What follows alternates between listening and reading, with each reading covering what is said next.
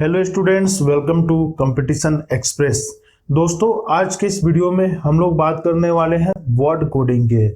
तो word coding की शुरुआत करने से पहले कुछ बातें मैं आपको बता देना चाहता हूं कि इस यूट्यूब चैनल पे हम लोगों ने पहले अल्फ़ाबेट को ख़त्म किया, उसके बाद में जो है लेटर कोडिंग को ख़त्म किया और अब कोडिंग डिकोडिंग में बारी आती है वर्ड कोडिंग की। वर्ड कोडिंग का आज हम लोग टाइप 1 देखने वाले हैं।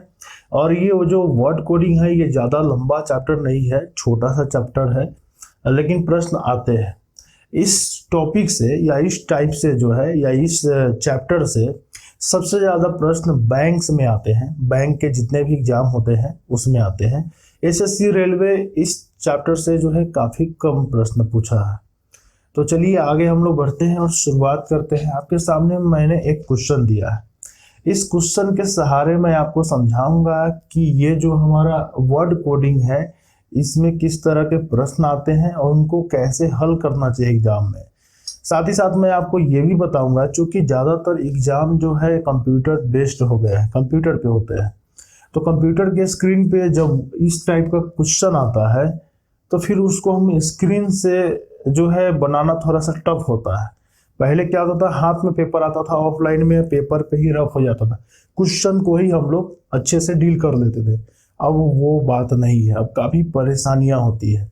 तो उन सब स्ट्रेटजीज की बात करेंगे, सभी तरह के रणनीतियों पे चर्चा करेंगे कि कैसे इस तरह के प्रश्नों को एग्जाम में आसानी से बना सके। तो चलिए शुरू करते हैं। आपके सामने एक क्वेश्चन है, इस टाइप के प्रश्नों में जो उसका जो पैटर्न होगा वो कुछ इस तरह से होगा जो मैंने यहाँ लिखा है। मैंने यहाँ सभी बातें नहीं लिखी है क्योंकि मेरे पास जो है जगह की कमी है बोर्ड पे, तो मैं आपको जो है मोटा मोटी बोल के बताता हूँ कि प्रश्न कैसे पूछता है। प्रश्न पूछता है उसमें कि कहा जाता है कि यदि सुरेनिक का अर्थ है सी इज ब्रेव, पी सौर नीक का अर्थ है सी इज ऑलवेज स्माइलिंग, सौर रे जी का अर्थ है सी इज ऑलवेज चीयरफुल, तो बताए स्माइलिंग का कोड क्या होगा और जी का अर्थ क्या होगा। तो चलिए हम लोग शुरुआत करते हैं, इसको देखते हैं। तो देखिए, जब भी ऐसा क्वेश्चन आए कोडिंग डिकोडिंग का, ये वाला वर्ड कोडिंग इसको हम लोग बोलते हैं। वर्ड कोडिंग क्यों बोलते हैं इसको? इसलिए बोलते हैं कि इसमें एक शब्द को किसी दूसरे शब्द से बदल दिया जाता है या किसी शब्द समूह को किसी दूसरे शब्द समूह से बदल दिया जाता है, इसलिए इसको हम लोग वर्ड कोडिंग कहते हैं। तो जब भी इसमें क्वेश्चन आएगा ना, उसको बनाने के लिए आपको सबसे पहला काम ये करना है, ये देखना है कि ये क्वेश्चन कितने अंकों का है। अगर ये क्वेश्चन सिर्फ और सिर्फ एक अंकों का है तो मैं आपको इस बात का भरोसा दे सकता हूं कि उस क्वेश्चन का जो स्ट्रक्चर होगा और जो उसका लेवल होगा वो एक नंबर वाले के ही जैसा होगा। यानी उसको आप 60 सेकेंड के अंतर्गत या ज़्यादा से ज़्यादा 1.5 मिनट तक जा सकता है, उसको आप बना लेंगे। लेकिन अगर ये प्रश्न 4 या 5 अंकों वाला होगा तो ये थोड़ा लेंदी हो जाएगा। और मैं आपको सलाह दूंगा, यदि आप बैंक के एग्जाम्स में बैठ रहे हैं या कहीं पे ऐसा क्वेश्चन पूछा गया इस टाइप का, उसमें 4-5 प्रश्न है, तो मेरी तरफ से आपको सलाह है कि आप उन सभी के सभी प्रश्न के जितने भी मटेरियल है उसको, ये अगर ऐसा लिखा होगा उसको फटाफट से रफ पे इस तरह से लिख लीजिएगा, इसी तरह से फटाफट। क्योंकि अगर 5 क्वेश्चन है तो 5 अंक हुए। एक क्वेश्चन पे, एक अंक वाले एक क्वेश्चन पे यदि हम 60 सेकंड देते हैं तो 5 पे आप सोच लीजिए 5 मिनट आपके पास है। तो 5 मिनट में अगर आपको 1 मिनट ये सब करने में भी लगता है, मुझे नहीं लगता कि 1 मिनट लगेगा, तो 5 मिनट में आपको मान लेते 1 मिनट ये सब करने में लग गया, फिर जो है 2 से 3 मिनट जो है आपको उसको सॉल्व करने में लगेगा और अगला 1 से 2 मिनट आपको आंसर टिकने में लगेगा। इस तरह से क्वेश्चन बनाया जाता है ये वर्ड कोडिंग का, ठीक है। तो अगर एग्जाम में थोड़ा सा आपको लगे कि अरे समय टेकिंग है या आपको लगे सर ये चैप्टर जो है टाइम टेकिंग है, तो घबराइए नहीं। मैंने आपको सारा रणनीति, सारी स्ट्रेटेजी बता रखी है कि हम लोग रीजनिंग में अगर 30 प्रश्न है तो ज़्यादातर क्वेश्चन ऐसे होते हैं रीजनिंग में जिसको आप विदिन 30 या 40 सेकेंड के अंतर्गत बना सकते हैं। तो 30 से 40 सेकेंड में यदि आप बाकी क्वेश्चंस बनाते हैं जो कि बन जाते हैं, तो वहां से जो आप 30 से 20 सेकेंड अगर बचा रहे हैं उसका उपयोग इन्हीं तरह के प्रश्नों पे करना है। तो चलिए सबसे पहले आपके सामने क्वेश्चन है, हम लोग सबसे पहले काम ये करेंगे कि उस कोड या उस शब्द को ढूंढेंगे जो तीनों में होगा। देखिए कोड साइड में अगर आप ढूंढिएगा तो थोड़ा परेशानी होगा, क्योंकि ये में कुछ भी उटपटांग टाइप का वर्ड रहता है। इस साइड में जो है ज्यादातर अंग्रेजी के वर्ड होते हैं जिससे आप भली भांति परिचित हैं। तो कोशिश कीजिएगा कि जिधर अंग्रेजी के वर्ड हो वो चाहे लेफ्ट साइड में हो सकता है या राइट साइड में, किधर भी हो सकता है। इस क्वेश्चन में ये राइट साइड में है, तो उसी साइड से शुरू कीजिएगा, आसान पड़ेगा। तो हम इसमें जो है एक ऐसे वर्ड को ढूंढेंगे जो तीनों में कॉमन होगा। क्यों ढूंढेंगे?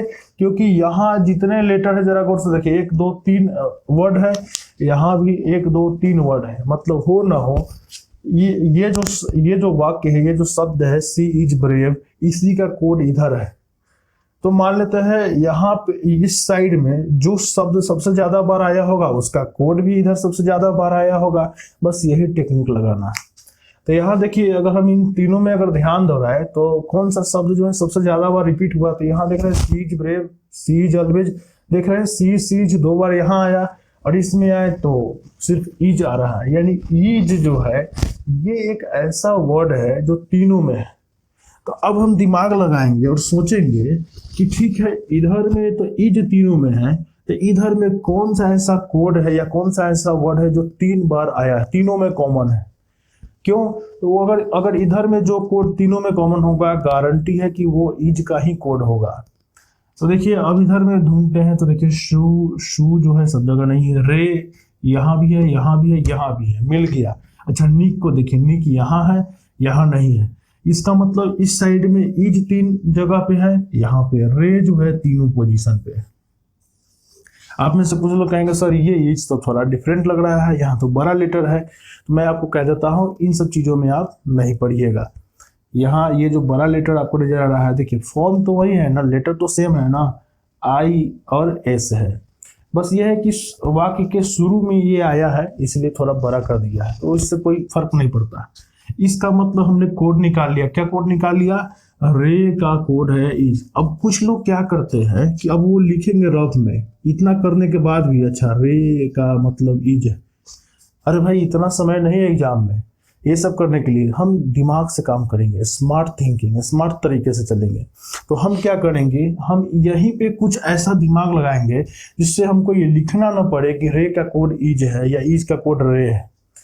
तो हमने क्या किया, हमें बस ये ध्यान रखना अलग अलग तरह के ज्योमेट्रिक शेप्स का यूज करना है, यानी ज्यामितीय आकृतियों का सहारा लीजिए। यहाँ पे हमने ईज को घेरने के लिए या उसके कोड को घेरने के लिए सर्कल का सहारा लिया, यानी वृत्त का सहारा लिया। अब अगला बार जो काम करेंगे उसमें कोई और शेप ढूंढेंगे। अब जैसे यहाँ देखिए, अब यहाँ देखिए इधर में शी यहाँ भी है, शी यहाँ भी है। यहाँ देखिए शी इज का तो काम तमाम हो गया, सी और ब्रेव है, शी और ऑलवेज स्माइलिंग है। अब जरा देखिए तो इन दोनों वाक्यों को गौर से देखिए, यहाँ सिर्फ और सिर्फ 2 ही वर्ड कॉमन है, शी, और यहाँ पे बाकी सभी वर्ड डिफरेंट है। जब 2 वाक्य में या 2 कोड में सिर्फ एक ही वर्ड कॉमन हो, बाकी सब डिफरेंट हो, तो काम आसान हो जाता है। तो हम लोग क्या करते हैं ना, शी को रेक्टेंगल से घेरते हैं। तो इसको हम लोग रेक्टेंगल से घेरेंगे, यानी आयत से घेरेंगे। तो अब देखिए इन दोनों वाक्यों में देखिए तो कौन सा ऐसा कोड है जो दोनों में है। तो देख रहे हैं निक इसमें भी है, निक इसमें भी है। मतलब हो ना हो एकदम गारंटी है कि सी का कोड निक ही होगा। आगे आते हैं, अब जरा गौर से देखिए तो रे और निक का काम तमाम हो गया। तो ब्रेव का जो कोड है वो ऑटोमेटिकली जो है शू हो गया। ये वाला ब्रेव का कोड ऑटोमेटिकली अपने आप, क्योंकि 3 शब्दों में 2 का कोड हम खोज चुके हैं। यहाँ पे 4 शब्दों में 2 का कोड खोज चुके हैं, 2 बाकी है और हमें स्माइलिंग का निकालना है। तो अब बच गया स्माइलिंग। तो देखिए ऑलवेज और स्माइलिंग है, इधर में पी और शोर है। तो हो ना हो पी और शोर जो है ये इन्हीं दोनों में से कोड है। या तो स्माइलिंग का कोड इन दोनों में से कोई हो सकता है या ऑलवेज का कोड इन दोनों में से कोई हो सकता है। अभी हम श्योर नहीं है। तो चलिए आगे बढ़ते हैं। अब हम इन दोनों में जो है कंपैरिजन करते हैं। तो यहाँ देखते हैं, यहाँ भी श्योर है, यहाँ भी श्योर है। अच्छा यहाँ और यहाँ कंपैरिजन करते हैं, देख रहे हैं यहाँ भी ऑलवेज है, यहाँ भी ऑलवेज है। इसके अलावा कोई भी दूसरा वर्ड कॉमन नहीं है। अब इसको हम लोग जो है कुछ ऐसा बादल टाइप वाला एक जो है स्ट्रक्चर आकृति से घेर देते हैं। इसका मतलब दोनों में ऑलवेज कॉमन है, तो इधर में श्योर भी कॉमन है। अब देखिए ये ज्योमेट्रिक शेप्स का यूज हम लोग क्यों कर रहे हैं, ताकि हमें ये लिखना ना पड़े कहीं अलग से कि री का मतलब ईज है। क्योंकि अगर हम ऐसा नहीं करेंगे ना, अगर हम ऐसा करते हैं तो थोड़ा आसान पड़ता था क्वेश्चन बनाने में, लेकिन समय ज़्यादा जाया होगा। तो लिखने से अच्छा है कि हम यहीं पे कुछ शेप बना दें। अब हमको खोजना है स्माइलिंग का कोड क्या होगा, तो देखिए गौर से, शी इज ऑलवेज, ये ऑलरेडी बुक है। ऑलवेज को ऐसा घेरे हैं, इसको ऐसा घेरे, इसका मतलब ये वाला और ये वाला आपस में संबंधित है। इसको गोले से घेरे हैं, रे को गोले से घेरे हैं, तो बच गया स्माइलिंग। और देखिए यहाँ बच गया पाई, यानी कहीं ना कहीं स्माइलिंग का जो कोड है वो कौन है, पाई है। तो हमारा जो यहाँ आंसर है पहले क्वेश्चन का वो हो जाएगा पाई, स्माइलिंग का कोड पाई होगा। फिर कह रहा है कि ये जी जही जो पढ़ना आप पढ़ सकते हैं। तो ये जो शब्द है ये किसके लिए प्रयोग किया गया है ये बताइए। तो जरा गौर से देखिए, ये तो तीसरे वाले में दिया गया है, यहाँ दो ऑलरेडी बुक है, इन दोनों का पता चल गया, बच गया ये, मतलब ये कहीं ना कहीं जो है ये बंदा आया है चीयरफुल के लिए, तो इसका कोड हो जाएगा चीयरफुल। ये जो प्रश्न मैंने आपसे बनवाया ये ऑलरेडी एसएससी में पूछा हुआ क्वेश्चन है, तो आसान भी है। एसएससी में ज़्यादा डिफिकल्ट नहीं पूछता है इस तरह का अगर प्रश्न आता है तो, लेकिन कुछ और प्रश्न मैं आपको कराना चाहता हूं ताकि आप हर तरीके से तैयार हो जाए प्रश्नों को बनाने के लिए। तो ये आपके सामने ये क्वेश्चन था, चलिए अगला क्वेश्चन देखते हैं। तो फ्रेंड्स अब आपके सामने ये दूसरा क्वेश्चन है। इस क्वेश्चन में इस तरफ अंग्रेजी के कुछ सार्थक शब्द समूह दिए गए हैं और उनका कोड इस तरफ दिया गया है। जरा गौर से देखिए, 1 2 3 4 5, इधर में यदि 5 शब्द है तो इधर में भी 5 शब्द है, उनका कोडों की संख्या भी 5 है। इसको वर्ड कोडिंग कहते हैं। ये क्वेश्चन बैंक का क्वेश्चन है और ज़्यादा दिन नहीं हुआ, 2018 में पूछा हुआ क्वेश्चन है। तो इस क्वेश्चन को करने के बाद हमें इस टाइप के प्रश्नों को बनाने की जो समझ है वो विकसित हो जाएगी और अच्छे से आप बना भी पाएंगे। अगर इस तरह के प्रश्नों पे 2-4 मिनट लगता भी है तो जाया नहीं जाता है, इसलिए कि इसमें 4-5 प्रश्न भी पूछे रहते हैं। तो इसी के आधार पे इस कोडिंग डिकोडिंग को समझकर आपको इन प्रश्नों का जवाब देना है कि टनल का मतलब क्या है, सीट का जो कोड क्या है, सीट किसका कोड है, ही इज ऑफ्टन इसका कोड क्या होगा, इन सभी की बात की जा रही है। तो चलिए इसको बनाते हैं। बनाते समय आप लेफ्ट साइड या राइट साइड किसी साइड से शुरू कर सकते हैं। ऐसे मैं ज़्यादा सलाह दूंगा कि आप अंग्रेजी वाले जिसमें सार्थक शब्द है उस साइड से शुरू कीजिए, थोड़ा आसान पड़ेगा। सबसे पहला क्वेश्चन के हिसाब से बनाना प्रश्न शुरू कीजिए। मान लेते हैं आप पूरा सॉल्व कर लेते हैं, लेकिन मालूम चला कि आपने पूरा सॉल्व कर लिया और क्वेश्चन 2-4 से ही पूछा गया, तो पूरा सॉल्व करने की क्या जरूरत है। एग्जाम में हम हमेशा क्वेश्चन के आधार पे इसको सॉल्व करेंगे ताकि हम समय बचा सके और एकदम टू द पॉइंट चल सके। तो हमें पता करना है टनल का कोड क्या होगा। चलिए टनल महोदय को पकड़ते हैं। हाँ जी, टनल यहाँ है, यहाँ भी है, यहाँ भी है, लेकिन इस वाले में टनल नहीं है। देखिए गौर से, इस वाले में कहीं भी टनल नहीं है। टनल कितने जगह है, इस लाइन में है, इसमें है और इसमें, 3 स्टेटमेंट्स में है। तो एक काम करते हैं, पहले इसको घेरिए, इसको पहले घेरिए। तो हम इसको ओवल से घेर रहे हैं, इसको हम लोग ओवल कहते हैं, या यूं कहें कि राउंडेड रेक्टेंगल है, इसका कॉर्नर राउंडेड है। तो हम एक कोड का यहाँ प्रयोग कर रहे हैं। टनल के लिए हम ऐसा शेप यूज कर रहे हैं, ये वाला ज्योमेट्रिक शेप यूज करेंगे। अब देखिए, हमें इस वाले स्टेटमेंट से और इसके कोड से अब कोई मतलब नहीं। इधर में हमने जो है 1 2 3 स्टेटमेंट्स में टनल को पाया और इस साइड में भी हम तीन वाक्यों में यानी इसको और इसको कंपेयर करके देखेंगे, क्योंकि हमें मालूम है कि इधर में जो शब्द है उसका कोड इधर है। तो इसका मतलब अगर टनल यहाँ यहाँ और यहाँ है तो गारंटी है कि इसका कोड यहाँ यहाँ और यहाँ जरूर होगा। तो अगर टनल को गौर से अगर हम देखें तो फ्रेंड्स ये टनल तीनों में है, तो हम इसको और इसको कंपेयर करेंगे। सॉरी, इसको और इसको हम कंपेयर नहीं करेंगे, इसको देखेंगे। यहाँ देखिए, तो इस साइड में कौन सा ऐसा कोड है जो तीनों में कॉमन हो। देखिए, तो ईसा कीन हा टीला, इसमें लगते हैं नीट टी। अच्छा देखिए, यहाँ टी है, यहाँ भी टी है, ओके, पाई नहीं है, सीट नहीं है। तो इसका मतलब जो है यहाँ टी है, यहाँ टी है, यहाँ टनल है, यहाँ टनल है, मतलब ये सारा साफ है कि टनल का कोड टी होगा। चलिए थोड़ा और कंफर्म करते हैं। कंफर्म करने के लिए हम लोग जो है यहाँ पे देखिए, इसको तो हम लोग देखना नहीं है, यहाँ पे देखिए हा नीट ला टी, देखिए यहाँ भी टी है, मतलब टनल शब्द इस तीनों में था तो टी भी तीनों में है। अगर सिर्फ इन दोनों की बात करें तो टनल एकदम कंफर्म निकल के आ रहा है, क्योंकि इन दोनों स्टेटमेंट्स को गौर से देखिए, इसमें और इसमें टनल के अलावा कोई भी वर्ड कॉमन नहीं है, केवल और केवल टनल कॉमन है इन दोनों में। और यहाँ देखें तो यहाँ केवल टी आई कॉमन है, मतलब इशारा साफ है कि टनल का कोड हो ना हो कौन है, टी आई ही है। तो पहला क्वेश्चन का तो जवाब हमें मिल गया कि टनल का कोड टी होगा। ठीक है, आगे बढ़ते हैं। अब हम लोग बात करते हैं शीट। शीट किसका कोड है? ठीक है, तो देखिए शीट कहाँ है, यहाँ है, नहीं है, इसमें है, हाँ यहाँ है, अच्छा इसमें है, हाँ यहाँ है शीट। तो देखिए जिसमें मिलेगा वो हमारे लिए इंपॉर्टेंट, वो हमारे लिए भगवान हो गया। ठीक है, और यहाँ शीट नहीं है, मतलब शीट इन दोनों में है, तो हम इन दोनों को और इन दोनों को कंपेयर करेंगे। तो यहाँ हम शीट के लिए बादल जैसा कुछ आकृति यूज कर रहे हैं, इसको हम घेर लेते हैं। अब देखिए इन दोनों में केवल शीट कॉमन है और कुछ भी कॉमन नहीं है, मतलब इन दोनों में कुछ एक ऐसा शब्द होगा जो एक ही शब्द कॉमन होगा और कोई और दूसरा शब्द कॉमन नहीं होगा। तो मिलाते ही है क्या? नहीं है। गोज है क्या? गोज नहीं है। थ्राउ है क्या? थ्राउ नहीं है। यहाँ पे अगर हम लोग देख ले तो सॉरी, यहाँ पे गोज है, यहाँ पे गोज यहाँ दिया हुआ, इसमें भी गोज है, इसमें भी गोज है, तो हम गोज के लिए भी बादल का उपयोग करेंगे और इसके लिए भी बादल का उपयोग करेंगे। तो चलिए हमें हमारे पास ये पता चल गया कि शीट किसका कोड है। शीट किसके लिए आया? शीट गोज के बदले आया था। क्वेश्चन के अनुसार चलेंगे, समय बचेगा। ठीक है, नहीं तो आप पूरा सॉल्व करने के चक्कर में पूरा करके बैठे रहेंगे, 2-4 क्वेश्चन बनाएंगे तो समय ज्यादा लगेगा। अब हमें पता करना है ही इज ऑफ्टन, इसका कोड क्या होगा।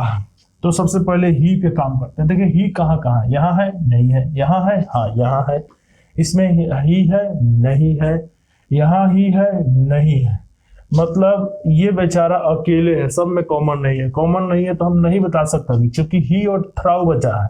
तो ही और थ्राउ का कोड नीट और पी में, अब ही का कोड नीट भी हो सकता है, पी भी हो सकता है, थ्राउ का कोड नीट और पी में से कोई एक हो सकता है। तो यहाँ हम कंफर्म नहीं, अगर थ्राउ अगर कंफर्म हो जाए तो हमारा काम बन जाए। तो अब हम थ्राउ को सॉल्व करेंगे, थ्राउ जैसे ही इंगेज होगा ही के लिए अपने आप जगह बच जाएगा। तो चलिए थ्राउ को पकड़ते हैं। थ्राउ यहाँ है, नहीं है, थ्राउ यहाँ है, थ्राउ यहाँ भी नहीं है, थ्राउ यहाँ है, अच्छा इन दोनों में थ्राउ है। चलिए कंपेयर करते हैं इन दोनों को। ही इन दोनों में है, नहीं है, गोज को तो ऑलरेडी ले चुके हैं। थ्राउ, हाँ थ्राउ इन दोनों में है। टनल इन दोनों में है क्या? हाँ है, लेकिन टनल को ऑलरेडी हम टिक कर चुके हैं। मतलब इन दोनों में टनल और थ्राउ दो शब्द कॉमन थे, दोनों में से एक को हम लोग आइडेंटिफाई कर चुके हैं, अब बचा है थ्राउ। तो चलिए थ्राउ को अब हम लोग रंगते हैं। थ्राउ को के लिए जो है ना हम सर्कल, ये लंबा वाला ये नहीं होता है ना, इसको क्या बोलते हैं? इलिप्स को हम लोग यूज करते हैं। ठीक है, अंडाकार आकृति और यहाँ भी अंडाकार आकृति, तो इन दोनों में थ्राउ कॉमन है। तो अब यहाँ भी हम लोग कंपेयर करेंगे नीट पी, और यहाँ पे देखिए तो क्या कॉमन है? एक नीट, मतलब इन दोनों में थ्राउ कॉमन है और यहाँ नीट भी कॉमन है। तो चलिए हम लोग इसको जो है देख लेते हैं। तो नीट इसका कोड हो जाएगा। तो देखिए थ्राउ को हमने अंडा से रंगा था, यहाँ भी अंडा से घेर देंगे, इसका मतलब थ्राउ का कोड हो जाएगा नीट। जैसे ही हमने थ्राउ को क्लियर किया, देख लीजिए थ्राउ को जैसे ही हमने क्लियर किया वैसे ही बच गया, मतलब ही का कोड हो जाएगा पी। तो इसका पहला कोड आ जाएगा पी आई पाई। अब आगे इज की बात कर लेते हैं। तो ही भी गया, अब आते हैं इज की बात करते हैं। अब देखिए यहाँ पे इज यहाँ भी है, इज यहाँ भी है, इसमें इज नहीं है। अब इसको और इसको कंपेयर करते हैं। यहाँ 1 2 3 वर्ड है, यहाँ भी 1 2 3 4, यहाँ 4 शब्द है। अब लड़ाई चलेगा दोनों में। देखिए तो इन दोनों में हीज के अलावा और कुछ कॉमन है क्या? हियर यहाँ है, हाँ यहाँ भी हियर है, यहाँ भी हियर है, यहाँ भी इज है, यहाँ भी इज है। तो ये टनल की बात करें, टनल था लेकिन उसको हम लोग सॉल्व कर चुके। सी जो है यहाँ यहाँ है लेकिन यहाँ सी नहीं है। यहाँ स्टॉप था लेकिन यहाँ नहीं है। यानी कहने का मतलब इज को साफ सुथरा करने के लिए हमें हियर को भी क्लियर करना पड़ेगा, और हियर का आगे यूज भी है। तो हम क्या करें यहाँ पर, ठीक है। तो देखिए यहाँ इज है और यहाँ हियर है। अब इन दोनों को अलग अलग करेंगे। तो देखिए यहाँ हियर है, इज है, तो यहाँ पे 2 ऐसे कोड होंगे जो इसमें भी होंगे। देखिए तो कौन सा 2 ऐसा कोड है? देखिए यहाँ भी हा है और यहाँ ला है, तो यहाँ भी ला है। तो ये ऐसा क्यों है? क्योंकि यहाँ 2 वर्ड अभी कॉमन रह गए हैं दोनों में। तो अभी अब दिक्कत ये है कि हम इसमें बता नहीं सकते कि इज का कोड हा है कि ला है, हियर का कोड हा है कि ला है। तो अब उसके लिए क्या करेंगे? तब उसके लिए अब हम लोग इज को तो सल्टा नहीं सकते यहाँ, इसलिए कि इज मात्र 2 जगह है, कंफ्यूजन है। तो पकड़ते हैं हियर को। हियर यहाँ भी है, हियर यहाँ भी है, हियर यहाँ भी है। मैंने शुरू में ही कहा था कि हम ऐसे वर्ड को ज्यादा जो है तरजीह देंगे जो सबसे ज्यादा बार कॉमन हो। तो हियर यहाँ भी है, इसके लिए काम करते हैं हम लोग। हियर के लिए ये वाला आकृति यूज करते हैं। हियर के लिए ये वाला आकृति, हियर यहाँ भी है, हियर यहाँ भी है और हियर यहाँ भी है। चलिए फ्रेंड, हियर अब देखिए ये वाला किसको इसको, ठीक है, इसको और इसको 1 2 3 इसको हमें भूल जाना है कुछ देर। ये तो लगभग सॉल्व है। तो पहला वाला, तीसरा वाला और चौथा वाला, इन तीनों स्टेटमेंट्स को हम लोग कंपेयर किए तो पता चला ही तीनों में कॉमन है। जब ही तीनों में कॉमन है तो यहाँ और यहाँ हम देखते हैं कौन सा ऐसा कोड है जो तीनों में कॉमन है। देखिए ईसा कीन हाला, और यहाँ देखते हैं ला है, यहाँ भी देखते हैं ला है। यानी ला एक ऐसा कोड है जो इसमें भी है, इसमें भी है, इसमें भी है, तीनों में कॉमन है। इसका मतलब हमें इसको भी घेर लेना है, यहाँ भी घेर लेना है, इसको भी घेर लेना है और इसको भी घेर लेना है। मतलब ही का इसका हियर का कोड जो है ला निकल के आया। तो हम यहाँ इसके नीचे ला लिख देते हैं क्योंकि हमने निकाल लिया। गोज का पहले ही निकाल चुके हैं, सीट है, ठीक है। अब ही का पई निकल चुका था। तो यहाँ देखिए हियर भी खत्म हो गया, ठीक है, थाउ खत्म हो गया, टनल खत्म हो गया, बच गया अब ये ईज। अभी भी ईज के बारे में कंफर्म नहीं है कि हा या फा में से क्या होगा। तो चलिए मिलाते हैं। अब देखिए यहाँ क्या क्या बचा हुआ है। यहाँ देखिए यहाँ पे हमें जरा गौर से देखिए, यहाँ सी बचा हुआ है, स्टॉप है और ईज है। यहाँ देखिए यहाँ भी सी है और इन दोनों को कंपेयर कीजिए, इसको और इसको कंपेयर कीजिए। अब यहाँ देखिए ईज है, सी है, स्टॉप है, यहाँ बचा हुआ। इसको देखिए सी है और ऑफ्टन है। इन दोनों को अगर गौर से देखेंगे, ये वाला और ये वाला स्टेटमेंट को, तो इन दोनों में अब केवल सी बचा हुआ है। सी यहाँ भी है, सी यहाँ भी है, मतलब 2 वर्ड कॉमन है। अगर यहाँ और यहाँ 2 वर्ड कॉमन है तो इधर में कोड भी कॉमन होगा। तो इसमें और इसमें देखिए यहाँ पे ईसा कीन हा था और यहाँ पे हम लोग अगर देखें तो टीन ईसा, यानी कहीं ना कहीं जो है फ्रेंड्स सी का कोड ईसा होना चाहिए। तो इसके लिए जो है हम एक काम करते हैं, इसके लिए हम ट्रायंगल का यूज कर लेते हैं। ईसा और यहाँ है सी और यहाँ भी है सी। तो आप देख सकते हैं सी का कोड क्या हो गया, ईसा हो गया। तो हमने सी को भी जो है यहाँ पे क्लियर कर लिया। जैसे ही हमने जो है सी को क्लियर किया, ऑफ्टन का कोड अपने आप टीन हो जाएगा। यहाँ देखिए यहाँ हमें ऑफ्टन यूज करना है तो यहाँ पे हम इसको टीन लिख देते हैं। अब हमें ईज का चाहिए तो अब हमें ईज का निकालना है। अब आते हैं अब इन दोनों को कंपेयर करते हैं, पहले वाला और चौथे वाला को। यहाँ देखिए अब बचा है ईज फार, यहाँ 2 शब्द बचे हैं, यहाँ भी 2 शब्द बचे। अभी दोनों को कंपेयर कीजिए, इन दोनों में यहाँ और यहाँ में अब केवल ईज कॉमन रह गया है। तो एक काम करते हैं, ईज को जो है अब हम लोग एक काम करते हैं, इसको ऐसा लंबा वाला रेक्टेंगल से डिनोट करते हैं। तो यहाँ ईज है दोनों में, तो दोनों में केवल ईज अब कॉमन बचा हुआ है। तो फर्स्ट में और इसमें अब हम लोग कॉमन देखते हैं क्या बचा हुआ है। यहाँ भी हा है, यहाँ भी हा है, मतलब ईज का जो कोड है वो हा है, तो ऑटोमेटिकली बच गया फार का कोड FA हो जाएगा। तो हमको ही का चाहिए था, पाई मिल गया। ईज का चाहिए था, ईज का हमारा क्या है, हा है, तो हम यहाँ हा लिख देंगे। और ऑफ्टेन का होता है टीन हो गया। अब एग्जाम में क्या होगा, एग्जाम में ये हो सकता है कि कोई जरूरी नहीं कि ये तीनों इसी ऑर्डर में हो, आगे पीछे उल्टा पुल्टा भी ऑप्शन हो सकता है। जैसे यहाँ पहले ही था तो पहले पाई का कोड आना चाहिए, ऐसा कोई जरूरी नहीं है। एग्जाम में उल्टा पुल्टा भी हो सकता है, लेकिन रहेगा यही तीनों लेटर, लेकिन इधर उधर कर दिया जा सकता है। तो आप उसके लिए तैयार रहिएगा। अब आते हैं इस पर, गोज का कोड है शिट, फार का कोड क्या आना चाहिए, फार के लिए FA आया है। स्टॉप है, स्टॉप के लिए ऑटोमेटिकली अपने आप किन बच गया, और हियर के लिए ला, तो इसका कोड ये हो जाएगा।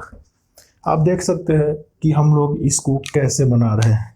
अब आप कहेंगे सर ये तो टाइम टेकिंग है, तो मैंने तो पहले ही कहा था कि कोई जरूरी नहीं कि रीजनिंग के सारे प्रश्न आपको जो है बस यूं चुटकी बजाते सॉल्व हो जाएगा।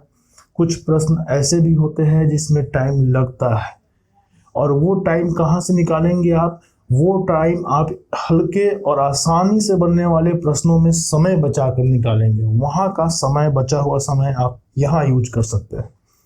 ठीक है, हाँ तो दोस्तों अब आपके सामने क्वेश्चन नंबर 3 है। इस तरह के भी प्रश्न आते हैं, SSC में ऐसे क्वेश्चन काफी आ चुके हैं। तो यहाँ क्वेश्चन है, इस साइड में अंग्रेजी के कुछ वर्ड्स है और इधर में आपको हिंदी के कुछ वर्ड्स है।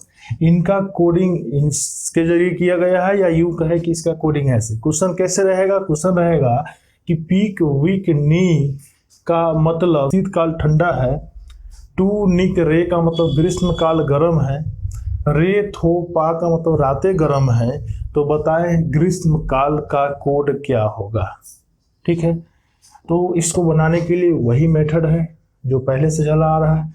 पहले आप उस साइड को चुनिए जिस साइड की समझ आपको बेहतर है। समझ कहने का मतलब जिस साइड के वर्ड्स के अर्थ हो, कुछ अर्थपूर्ण वर्ड हो उसमें।